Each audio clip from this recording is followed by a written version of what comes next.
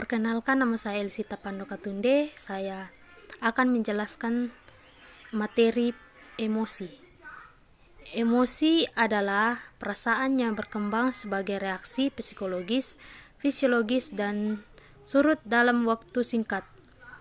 Keadaan reaksi psikologis dan filosofis seperti kegembiraan, kesedihan, keharuan, kecintaan, keberanian yang bersifat subjektif. Emosi terbagi menjadi 4 tipe. Yang pertama, koleris. Koleris ini orang yang bertipe berkemauan keras, independen, memiliki visi praktis, produktif, tegas, pemimpin, dingin, cepat puas diri, ceroboh, dominan, sulit mengampuni, pemarah, dan kejam. Yang kedua, sanguinis. Sanguinis ini memiliki tipe hangat, bersahabat, berbelas kasihan, responsif, antusias, ramah, banyak bicara, tidak disiplin, emosi labil, tidak produktif, membesar-besarkan masalah. Yang ketiga, melankolis. Melankolis ini memiliki tipe perfeksionis, berbakat, analitis, tekun, disiplin, rela berkorban, pemurung, pemalas, berpikir negatif, kurang bermasyarakat. Yang keempat, flegmatis.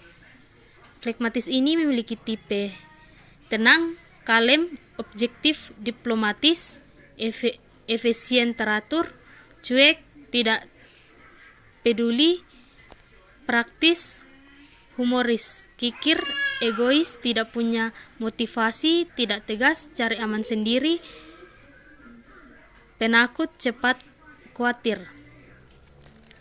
Tindakan emosi. Tindakan emosi terbagi menjadi beberapa bagian. Yang pertama, bergerak, berhubungan dengan biologis, sistem saraf, emosi spesifik, menghasilkan perubahan yang spesifik pula pada tubuh. Yang keempat, perubahan pada otot wajah terkait erat dengan kemauan adaptasi tubuh dan respon terhadap kondisi emosi. Emosi, mental atau otak, rasio atau head, emosi atau head, otak. Yang kedua, kondisi emosi dapat dideteksi dari detak jantung, tekanan darah, nafas, perubahan kulit, dan kecepatan reaksi. Emosi terbagi dua, yaitu emosi positif dan emosi negatif. Emosi positif yaitu emosi yang membangun, mendorong orang lain sehingga berusaha mengerjakan lebih baik lagi bagi orang lain. Yang kedua, emosi negatif yaitu emosi yang bersifat merusak atau merugikan diri sendiri dan orang lain. Emosi dan stabilitas emosi. Pengendalian dan pengarahan emosi ke arah yang positif tergantung pada stabilitas emosi yang dimiliki seseorang. Stabilitas emosi terkait erat dengan sensitivasi seseorang, yaitu mudah atau tidaknya seseorang merasa tersentuh, tersinggung, marah, menangis, atau putus asa.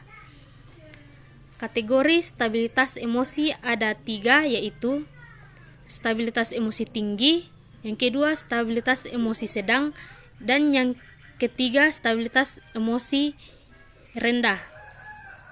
Stabilitas emosi tinggi. Tingkat kemampuan seseorang menahan emosi yang tinggi sehingga akibat marah yang terkendali dapat dihindari seperti pemukulan, perkelahian, dan pembunuhan. Yang kedua, stabilitas emosi sedang. Tingkat kemampuan menahan emosi yang sedang ditentukan oleh situasi diri saat itu. Orang jenis ini dapat menahan diri sejauh situasi dan kondisi mendukungnya. Jika tidak, ia dapat marah. Yang ketiga, stabilitas emosi rendah. Tingkat kemampuan menahan emosi kategori rendah bila sama sekali tidak mampu mengendalikan diri karena menahan emosi kemarahan yang dilakukan sebagai bentuk luapan emosi untuk memperoleh kepuasan batin. Kemudian, dampak tidak mampu mengelola emosi dapat mengakibatkan stres. Yang pertama, kondisi tidak nyaman yang dirasakan tubuh yang bisa disebabkan oleh gangguan fisik. Yang kedua, dapat menimbulkan beragam respon baik terhadap fisik, psikis maupun tingkah laku. Cara untuk mengatasi stres. Yang pertama, mencari informasi mengenai kondisi atau masalah yang dihadapi dan solusi apa yang mungkin diambil. Yang kedua, melakukan tindakan dalam upaya mengurangi efek dari stres. Yang ketiga, fleksibel dalam mencoba berbagai cara. Yang keempat, tidak bertindak impulsif atau gegabah. Selanjutnya, menggunakan pikiran atau kognitif untuk memahami dan mengatasi stres. Beberapa langkah untuk melatih reaksi emosi.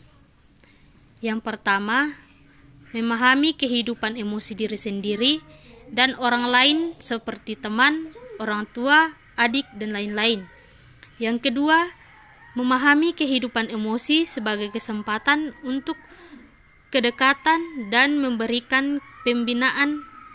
Yang ketiga, mendengar dengan empati. Selanjutnya, membantu individu mengenal bentuk ekspresi emosi secara verbal. Selanjutnya, membuat batasan untuk membantu individu lain memecahkan masalah, seperti batasan masalah, menemukan tujuan, memikirkan beragam kemungkinan.